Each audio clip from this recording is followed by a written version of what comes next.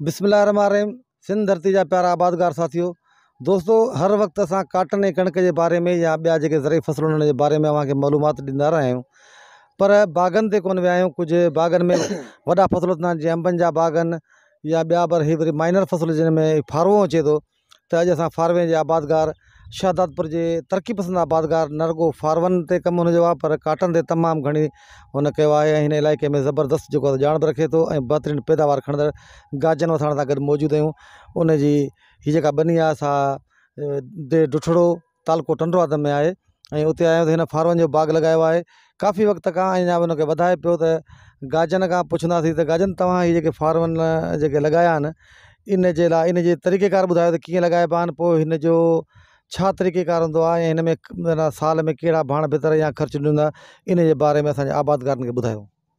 साईं वालेकुम सलाम। पहिरीं त तव्हांजो शुक्रगुज़ार आहियां जो तव्हां टाइम सिराई असां वटि आया आहियो हिते, ऐं तव्हांजी वॾी महिरबानी। फारवे जो फ़सुलु ही सुठो क्रॉप आहे ऐं सुठो फ़सुलु आहे। हिन में पहिरें साल ताईं फारवो 5x5 ते हणी सघो था, खिरिया वॾा कढी सघो था, ज़बरदस्त खिरिया हुजनि।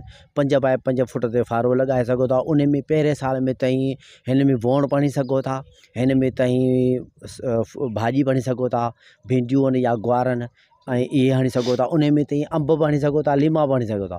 पहिरें साल में तव्हांखे हीअ फरवरी मार्च में पोखबा आहिनि। फरवरी मार्च में तव्हां पोइ अगाटे जिन्स वोण बणी सघो था। उन में तव्हांखे उहो तव्हांखे बेनिफिट ॾी वेंदो। पहिरें साल तव्हांखे उहो ॾी वेंदो हलियो।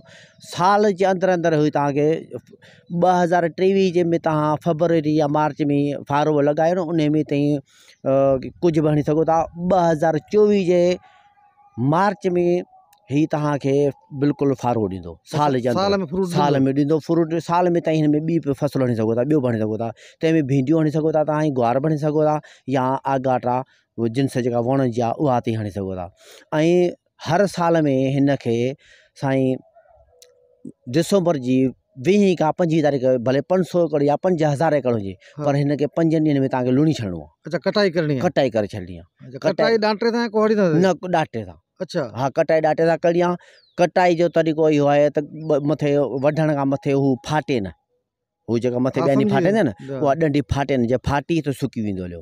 हुनखे अहिड़े तरीक़े वढणो जो मुछो अची वञे। उन कटाई करे छॾियो। कटाई करे पोइ ताईं सुम्ही रहो। सुम्ही रहो ताईं पोइ हिनखे पाणी हिकिड़ो पाणी ॾेई छॾियो त बंदी खां अॻु में। पोइ बंदी थी वेंदी, जीअं बंदी वही ईंदी न तीअं वट अची वेंदी। पोइ उन वट में ताईं हुनखे हल्की हल्की धड़ गुॾ, खीरो ड्राइजो न, खीरो ड्रहंदो कोन हिन जो। हल्की धड़ गुॾ कढी छॾियो या हुनजी रंबी ते गुॾ कढी छॾियो। पोइ हिनखे DAP जी बोरी हिकिड़ी ॾियो।